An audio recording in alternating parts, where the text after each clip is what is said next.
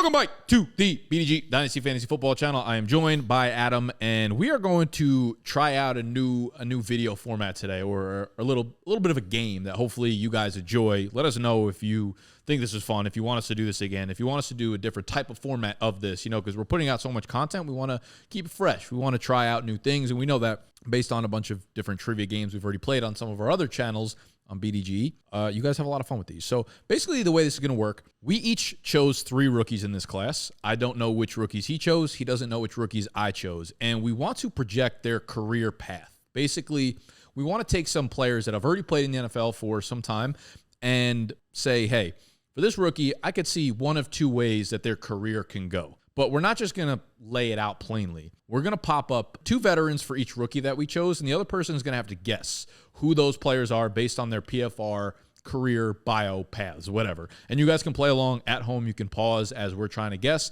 And then once they get both veterans, they're then going to try to guess the rookie that we have behind the curtain. So I'll choose rookie X, and I'll put up player A and player B.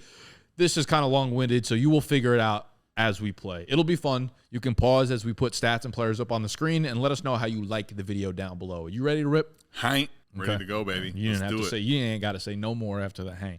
First player up on the screen, and I have my rookie in mind already, so the rookie is going to be relevant to this player's career path. Okay. Can you see that? I can see this. Okay. All right. So we got Denver, 2010 to 17, Denver. Go ahead. So you're going to have 3 strikes on this guess. Okay.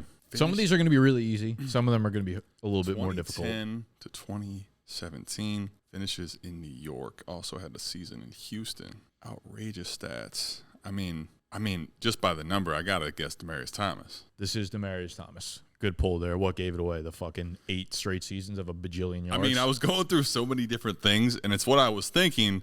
But the fact that he had those multiple seasons in a row, 10, 14, 11 touchdowns with 14, 1,600 yards, 1,300 yards. That's like, okay. Okay, so we got Demaryius Thomas as veteran number 1. Veteran number 2. Okay, veteran number 2. 2009 to 2014 in Frisco. Then also finished 3 seasons Oakland, 1 Baltimore, 1 Arizona. Interesting. And as you're thinking of the player, I also want you to think of the career arcs that they're taking, right? Like, we see the juice of Demaryius Thomas's career, but, there are other factors to the way that his career played out. You got 3 strikes. You could eat one. I'm trying to think here. The year of him being injured is kind of throwing me off here. I don't know why I'm keep focusing on that when there's so much else there to cook with. Is this Crabtree? This is Crabtree. All right. Yep. So you have Demaryius Thomas and Michael Crabtree as your players. Okay. What rookie do you think I've selected to use as these 2 career arcs? Again, these are not stylistic comps. These are all career arcs. Maybe it's like the hype going into the draft of the players. Maybe it's the situation that they find themselves in right away. One of those types of things. Is it Keon Coleman? It is not Keon Coleman. You're going to have 2 more guesses. Okay. Let me know who you want it to sit on. Pause. That's a massive pause. If I can give you a hint going off of that. Look at year 1 of Demaryius Thomas. Look at his numbers. Game started 2 and then 5. Wow. Interesting. Why do you think his numbers were so low? Wasn't getting on the field, I assume. Okay, that's kind of fair. Give me another thought. Well, what's another reason why a wide receiver might have bad numbers? Quarterback play poopy? Okay. So Keon Coleman doesn't fit the bill there. Doesn't fit the bill. All right. No pun intended. I see the Bills Mafia. I see the lens we're going here. Okay. That being said, terrible quarterback. Is this Jalen Polk? It's not Jalen Polk. Wasn't sure if you're a believer in Drake May or not. I would think of... Down to 1 strike. When were these guys drafted? Do you remember? The rounds? So I want to say Crabtree was actually round 1. We're cooking. Demaryius Thomas, I want to say, was he round 2? Nope. He was round 1 as well? Okay. So let's narrow it down by a lot. That was why I said Polk, 'cause I thought Demaryius Thomas was round 2. He's round 1. All right. So, this narrows it down to, oh, man. Is this Xavier Legette? This is not Xavier Legette. Damn. Strike 3. That is strike 3. So this was, anybody at home had it behind the camera, let us know down below. This was Malik Neighbors. Oh man. So I was shooting. So, you know what's funny is I literally wasn't thinking the big three. That was motherfuck the big three. Facts. I wanted to go down the big three path because here's the way I played it out. Crabtree that's so an easy layup now that I look back at it. Crabtree was this renowned prospect, right? He won, I think, back-to-back Blitnikoff awards in college, so he was like a really hyped-up prospect. He went to San Fran where Alex Smith was kind of a terrible statistical quarterback, kind of a running quarterback, so they had Alex Smith. I comped him to Daniel Jones. Demaryius Thomas also went to Denver as a first-round pick where Tim Tebow was the quarterback at the time, kind of comped him to Daniel Jones as well. So I'm looking at the career path of Malik Neighbors. This is kind of the stats are a little bit probably much lower than like I'd expect for Malik, but the whole gist of the career arc is like I could see him going either way. Like Crabtree never really had like a super peak, but he was around for a really long time and put up numbers for a long time, especially as he played with better quarterbacks and his career went on. Yeah. If I'm going to comp Malik to someone, it's probably more likely Demaryius Thomas, where you have terrible quarterback play for a couple of years. He obviously has the injection of Peyton Manning, and then you have those monstrous, 5-6 years in a row where he's a fucking game changer type of player. That makes a lot of sense. I can't believe I missed this one now. No, now obviously to your point, right? Game started is not going to be 2-5, and the stats in the first 2 years you can probably inflate just because of volume. But the same idea of it takes 2 years of us kind of getting through the mud before we get finally the quarterback play upgrade. Tremendous when obviously you get, Mr. Peyton Manning in town. Yeah, so I was trying to mix and match. Like, there was no single statistic that I felt like kind of stood out here, but I felt like the overall energy of both of their careers could for sure. Crabtree probably on the lower end of the way I feel about Malik Neighbors. Demaryius Thomas, obviously, if he ends up having a career like this, you're fucking ecstatic about it. If Malik Neighbors becomes Demaryius Thomas, you should not be mad at all, even if he has those 2 years. Let's call it, I don't know, 700-800 yards type of thing. I mean, imagine he has these 2 years, though. People would freak the fuck out. And this also goes to show, like, I mean, obviously back then they gave more time, but like a player has 200 yards, 500 yards, you're like, this guy stinks. For the record, if this was the path, right, didn't play full seasons, didn't start most of the games, like this looks like J-Mo's first 2 years, honestly.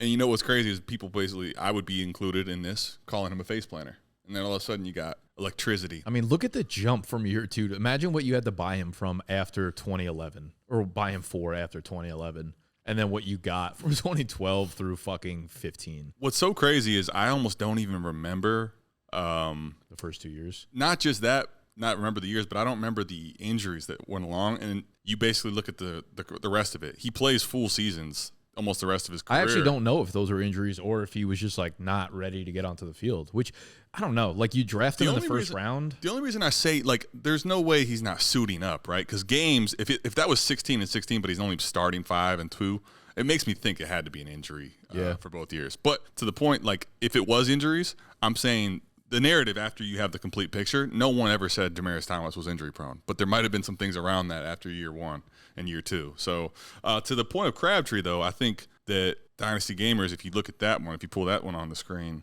I think people would be disappointed. Not saying that this is not well within the range of outcomes. For sure, but like I think people would be disappointed if you told me this is what Malik Neighbors' career path is, right? If you had Crabtree, who comes out of college back-to-back Blitnikoff, he's got the size, he's athletic, he goes in the first round, like he's someone that would be a top 5 rookie pick in today's world, so he's not like outside of the realm of possibilities for a dude like Malik Neighbor. I feel like Alex Smith and Daniel Jones are like really good comps for each other, like not strong passers in these types of situations. So I don't think like if we saw the first maybe Crabtree's sophomore year is like what Malik's year is this year or something like that. Sure.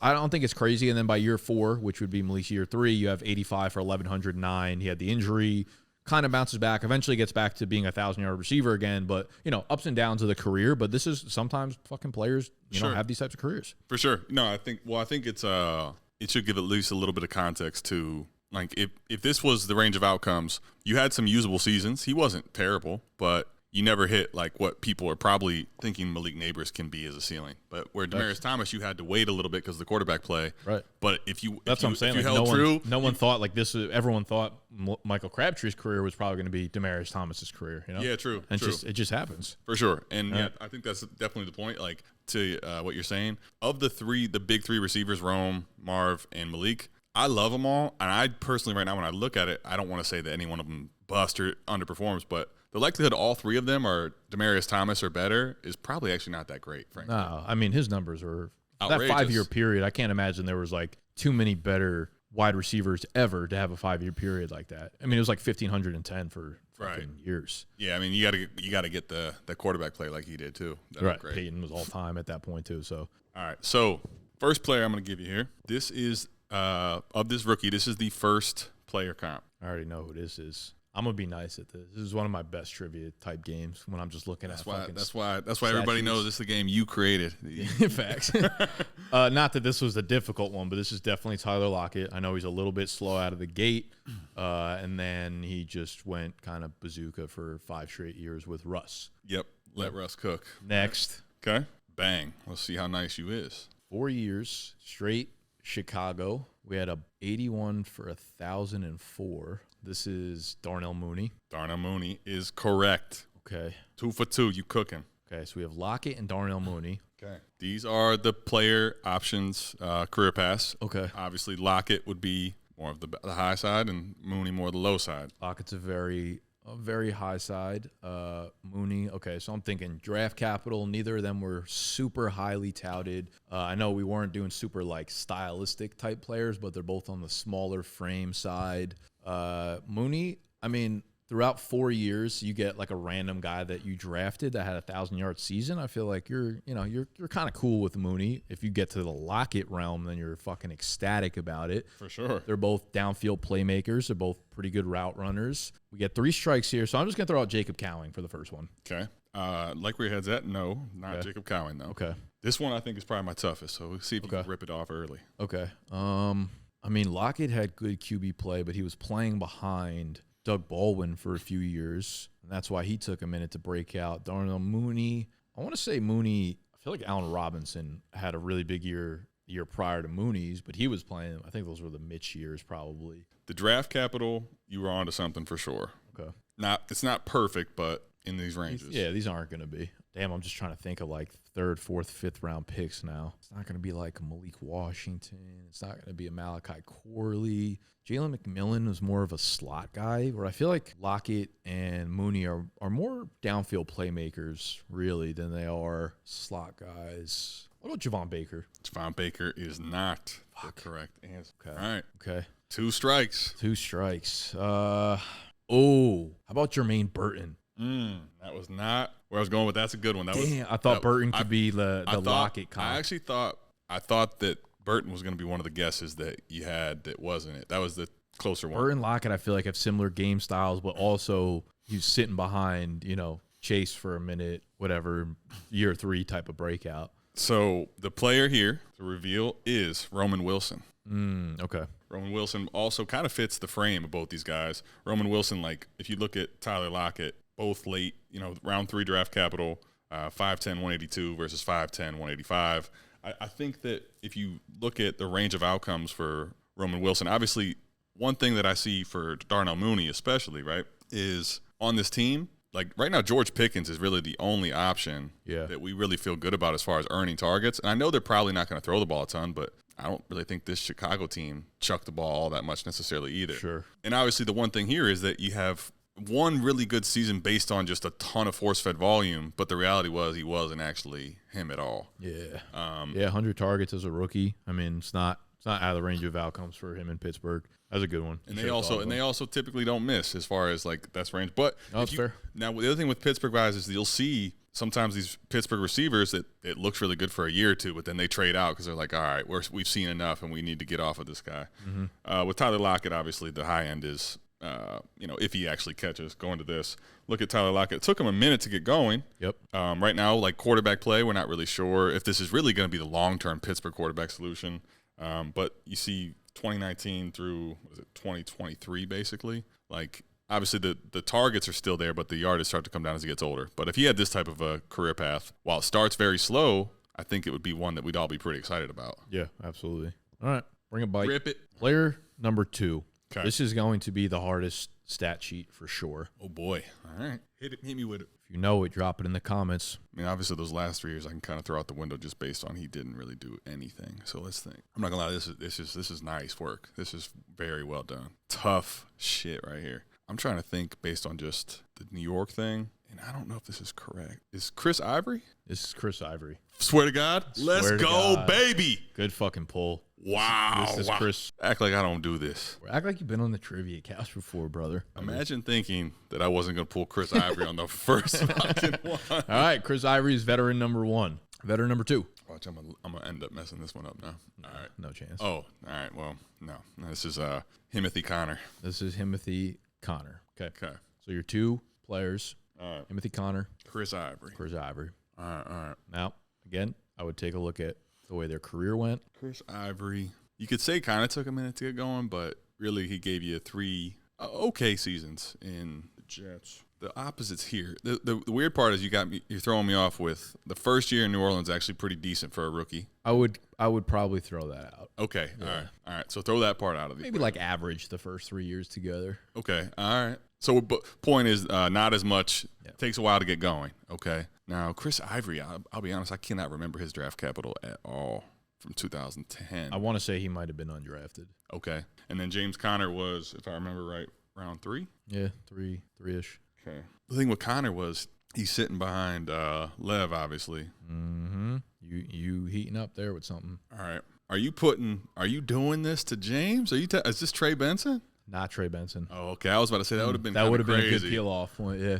James Conner to Lev, Trey Benson to Connor. Okay. All right. Let me go back. The round thing. That would have made a lot of 3 thing with Trey Benson. Sense. Yeah, I was like, dude, if you set that up, that would have been kind of sweet because this is round 3 guy passing the torch. Am I putting too much thought into there being a guy in front of this running back right now? That's like you're. I don't know if you could get a better. Okay, let me think about maybe same situation here in New Orleans. Remember those years? Who they had there? Ingram. Yes, sir. Heisman winner. Okay, we're going deep in the queue a little bit here now, right? Maybe not anyone that we haven't spoken about on our podcast before, though. All right, let me. Rasheen Ali. Nah, that's too deep in the queue. That's deeper. Yeah. I was thinking Derrick Henry. Okay, you're thinking along the right path though. Okay. With Derrick Henry. Last hint I'll give you is maybe stylistically these guys might also fit this rookie back. Maybe not stylistically, but like stature. Build, yeah. The running backs that have decent enough draft capital, like Rasheen Ali, I was round 4, so that was kind of where I was pulling that from. Was he round 4? I thought he was round 6. Round 4. I'm pretty positive. Pull it up. Fact check me. I might call your ass out there. Fact check me. We're both wrong. Round 5. Nice. How many Lev Bell type backs do we have in the league right now? And how many of them drafted? No, they're a running back this stature. Man, I feel in that draft spot. I feel like the name I want to guess doesn't make sense based on the guy in front of him had a great season. But I don't think he's a Lev Bell type back with the overall tenure of his career. He had one really great year last year, but not shit. I mean, Blake Corum? No, that's what I was. I get where you're going with that, but yeah, better. Damn it! I shouldn't have said that one. I wasn't gonna guess it. All right, that's third. What do you got? That was your third guess? I think so, wasn't it? Ali, Corum. That was it. I thought. I said Benson. True. No cheating over here. I'll take the L. So this is Braylon Allen sitting behind Breece Hall. Interesting. So the way I'm looking at it is okay. And I think his career can definitely be worse than this, but I didn't just want to put up a shitty fucking career, whatever. So Chris Ivory sat behind Mark Ingram, eventually went to New York 3 years later after his rookie contract and kind of broke out. Wasn't a big time like pass catching back or anything like that. And then with James Conner, obviously he was sitting behind Lev Bell, got his chance, and then, had a long streak of really good production. In my eyes, I like Braylon Allen a lot. I do too. I think he can have a Chris Ivory type year where pretty underrated. You had multiple years of over 1,000 yards from scrimmage, pretty decent handful of touchdown years. Realistically, though, he's a 4th, 5th round pick, whatever he was. Can we expect him to really produce at a level that high behind Breece Hall? Probably not. So got it. That's where the disconnect for me was. Now I see it when you lay it out that way, because for me it's like, okay, I love Braylon Allen the prospect, but it's like, all right, last year they drafted Izzy. This year they also ended up drafting Isaiah Davis, and I'm like, my when I was thinking about it, I just didn't see, I wasn't thinking about him as like the clear 2, even though I think talent-wise that's the case. No, that's super fair. I don't know if Chris Ivory was the clear 2 either.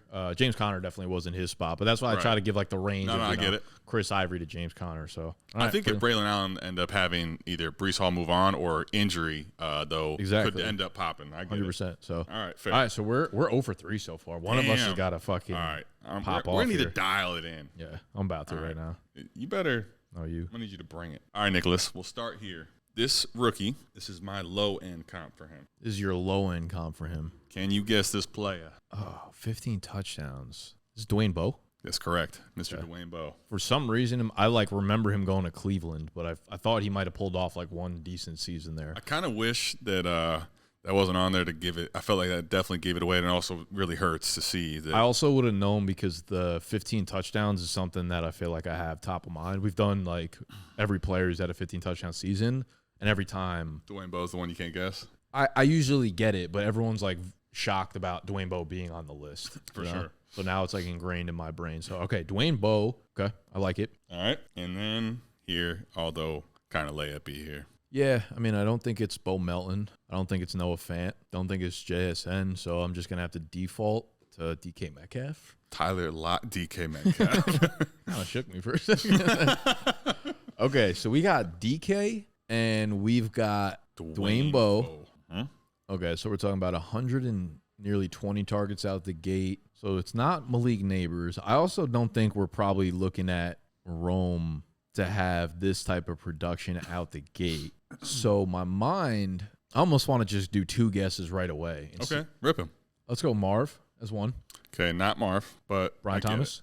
Brian Thomas is the correct one. Brian Thomas was the other one because I'm thinking like he goes into Jacksonville and he could be what DK was to Tyler Lockett in the same way that he could be that to Christian Kirk right out of the gate. So easily see 100 targets, 15.5 yards per reception, 900 yards. Yeah, I'm following you there. Yeah, I think. And I also, once you said Dwayne Bowe being like, that's his low case is probably too high. That's why I was like, I knew it wasn't Marv. It probably you probably wanted to now put a worse player for him. Correct. And now, I mean, just to give you Dwayne Bowe, I mean, he's faster than Dwayne Bowe. Feels lofty. Not perfect. Feels lofty. But saying these are his only two outcomes. Well, that's why I said that the other low end guys. To give you an example of some of the guys I was going to pick for him is like DJ Chark. Like the misses, I felt like were too low, like Terrace Marshall types. I was going to say like even if you go, I mean, if you wanted to go first round, right, you could have gone. Maybe like a fucking Laquan Treadwell or Josh Doxson. Doxson was actually going to be the one I pulled, but I was like, this. See, the problem is, I would have lined them up though. I would have been able to get there. Okay, going with the first round cap. Doxson just felt like such a bad range of outcomes that I feel. I know players in this first round are going to probably bust. They got picked in the same exact spot, pretty much 17, 18, 19, 20. You know what? Dwayne Bowe though. To that point, Dwayne Bowe, round 1, pick 23 out of LSU. Okay. Didn't realize that. I'm talking about the same thing. Fire. Fire. So I was like, all right, I got to put it there. Okay, so realistically, what do you think would be a low point for BTJ? Let's not go down the Doxson or the Laquan Treadwell because those are the low points for any fucking NFL player whatsoever. Sure. Where do you think another like realistic pace of outcome could be for him? I think if you were to tell me that 2009 season of Dwayne Bowe was in 2007, so let's say he came out of the gates with 87 targets, 47 catches, 600 I'm saying yards. like career-wise though, because like let's say because you. even if you put him there, then you're talking about like 4 straight years of 1,000 yards pretty much with a 15 touchdown season. Like, well, another person I was going to put that I felt like wasn't the greatest comp because the draft capital was going to be Gabe Davis. Yeah, that feels like low hanging fruit for sure. Comping him to Gabe Davis, which is interesting because now Gabe Davis is in Jacksonville. Yes, that is true. Goat. I said. Goat. But something like that where he's more of just a vertical field stretcher that doesn't actually develop as a route runner and gives you pop weeks, but realistically hard to pinpoint production and not someone you're like, we look back and are super excited about in Dynasty. All right. But I think that, got our first point, motherfucker. The DK, I was like, man, I got to give him one. Mm-hmm. Let's see if you can stump me. 0 for 3. All right. You ready? Yeah, let's do it. Let's rip it. Okay. Going back to the running back. One last running back. Mr. Pollard. This is Mr. Pollard. Yes, sir. Okay. Tony Pollard. Running back number 2. I want you to think through this one. Look at the stats before we guess anything. Let's just say, acknowledge it's not great stats-wise. First of all, started no games in his first 4 seasons because 2021 is just missing here. 200 yards, 60 yards, 200 yards. Who's been there for a long time? Baltimore, not much stats. Imagine being there during Baltimore this time when JK goes down and he still didn't do nothing. Oh, you know what? Justice Hill. This is Justice Hill. You have Justice Hill and Tony Pollard. I think you should be able to pull this one. Goodness, I view I'm just thinking like now stylistically, I feel Justice Hill and Tony Pollard are so different, but I get so the idea is Tony Pollard, if we go back to him, it took a little bit to get going. Didn't start early at all. And then finally in 2021, we saw some spark, and 2022 obviously took off. Okay. Zeke was there.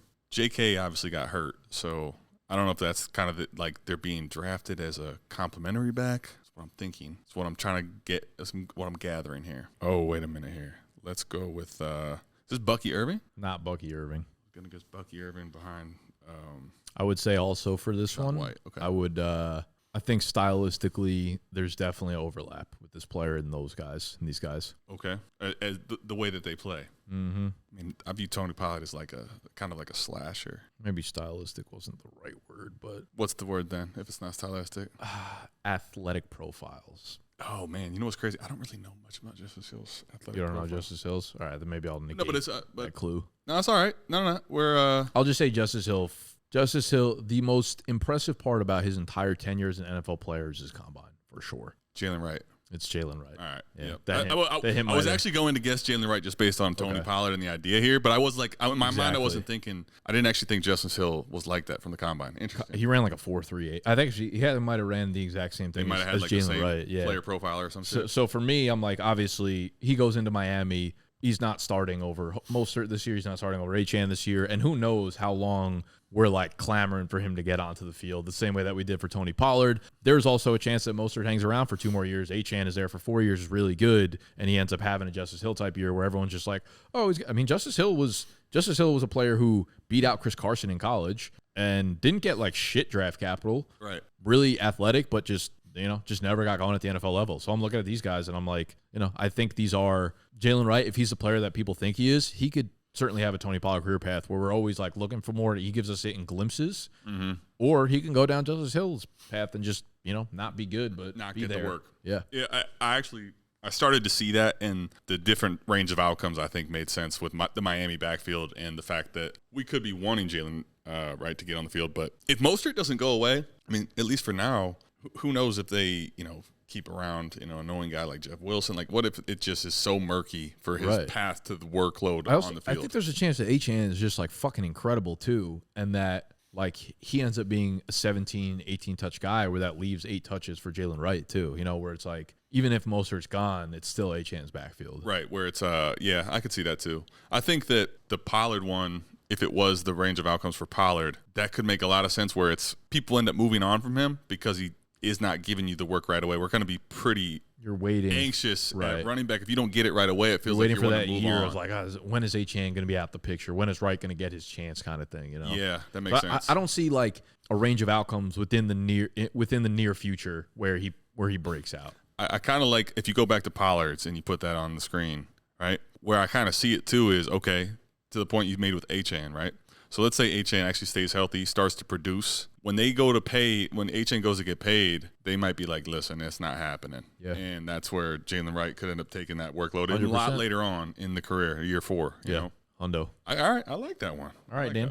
You got one more, right? Got one last one for you. Let's see what you can do with this. For this player, this rookie. Robbie. Chosen. Robbie Chosen. Roberto. The chosen one. Okay. And? Whoa, Diggy. Stephon Diggs and Robbie Chosen. Holy. Okay. I don't remember when Robbie Anderson was drafted. 2016. I meant like draft capital. Oh, gotcha. I was looking at this one. Wow, okay. Do you want a little bit of a hint on that or no? I kind of feel like he had like a pretty decent draft capital, but I know Diggs was like 5th round. Damn, Diggs is a career path. It's crazy. We're talking about a guy who couldn't really break out to his full potential because he had Adam Thielen in front of him. To that point, though, I wouldn't use that, while you're correct, I wouldn't use that as the frame or the guide of the player that we're speaking to here. The draft capital thing is you were going down that path. Ooh. And Robbie Anderson, for the record, was undrafted. Okay. Now, I won't say too much about it, but you got the draft capital here. Draft cap is late. Can you go back to Robbie?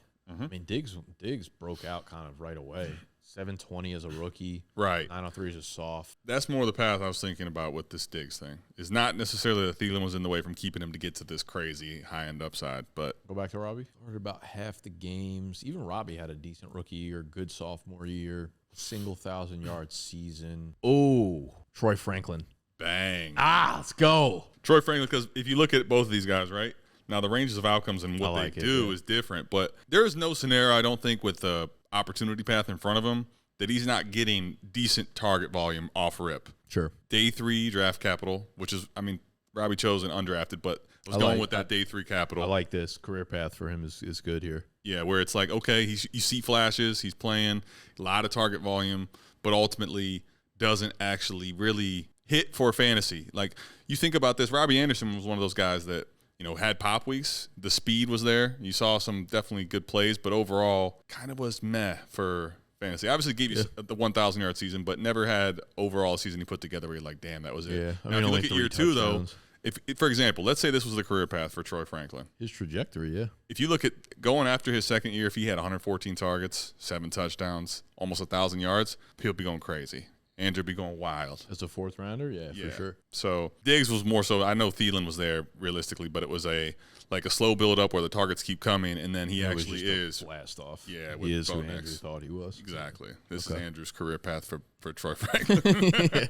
There is no other alternative. Exactly. But like I was trying. It's hard to. Diggs is obviously a high one, but I was trying to use guys that were I get it thought of as talented and had late draft capital. That as soon as I looked at the Denver helmet, thought of Troy Franklin, I was like, I get where the Diggs energy was coming from. He's been looked at as someone who could have had an insane ceiling in this class. An interesting part that I bet you probably most people don't know about Diggs, when he ended up going to Maryland to stay home. He was the number 1 recruit, the number 1 rated kid in his class in high school at receiver. He went to high school with JL. For real? Yeah, they were like they had gym class together. They were like friends. Damn, JL, we getting him on trivia? I don't know what happened to him. Yeah, gym class heroes. Yeah, JL could have been the Minnesota Vikings first round pick. He could have been him. Hate to see it. We could have been putting JL stats up on this bitch. JL would have smoked these Stephon Diggs.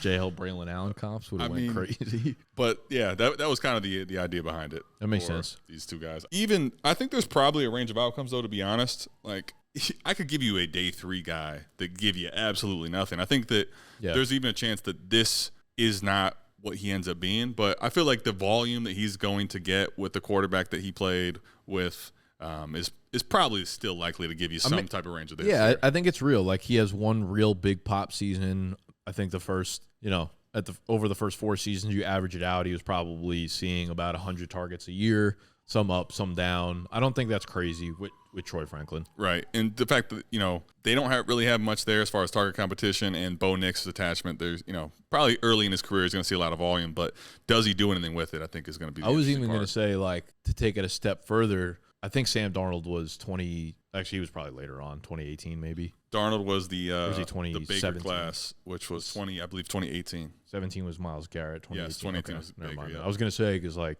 maybe they had that in common, too, where they came into the class with their fucking quarterback. Yeah, wrong. No. But I get the idea there. Oh. But I think this would be fair. I don't think he's going to be irrelevant, but does all that volume mean anything? This is kind of the idea. All right, I like it. Let us know if you liked it down below. I had fun playing. That was actually kind of sweet. Man, I was trying to think so far down the list, that first one. I cannot believe I didn't fucking guess I gave you Malik Neighbors. Demaryius Thomas. Like that peak, that career path, like how many wide receivers can have that? That was just, there's no excuses. There's just like, you just have to grow up. Yeah. Like, really, you do. Maturation needs to happen. The beard happen. ain't fooling anybody.